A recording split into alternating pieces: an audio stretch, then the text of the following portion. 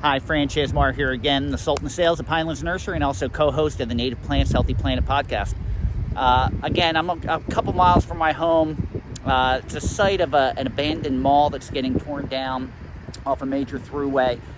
And since we were talking about invasives with the last video with lesser celandine, this is the time of the year that everyone kind of sees that white tree blooming and they're like, what's that white tree blooming everywhere? It's so pretty. Well, that's Callery Pear, or one of the varieties is Bradford Pear.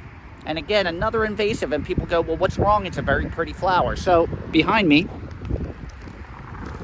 is a field of Callery Pear.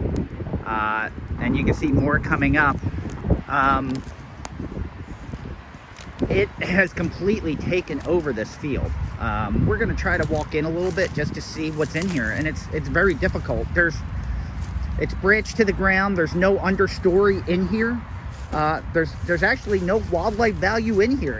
It's kept pretty much just it's either bare ground or a little bit of grass coming up here, but birds, other than the couple birds that spread the seed, it doesn't really host very many pollinators or insects. It doesn't do a lot of good, and it's managed to choke everything else out in here.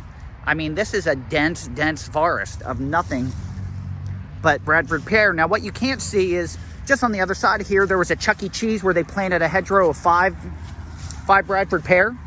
I'm assuming these are the progeny from all those pears, and there's more coming up. This little edge here where you do have some grassland, you can see more branching out, and it goes off into the distance. You can see around back behind this deserted building, it's nothing but Bradford Pear. There's no biodiversity at all in this stand, and there's no wildlife. I hear some birds in the background on the larger tree just outside of it, but it's pretty void. It's pretty void. It's a sad sight. So when people wonder why this is so bad, now the other thing is these pears breed fire blight. They breed disease, which is going to spread to other areas, kill other trees in that area, and then open ground for more Bradford Pear. You can see like a couple lone grasses. I think this is broom sedge, if I'm IDing it correctly. I could be wrong, but it's just a very sad state. So when people talk about why are Bradford pears or Callery pears invasive, this is why.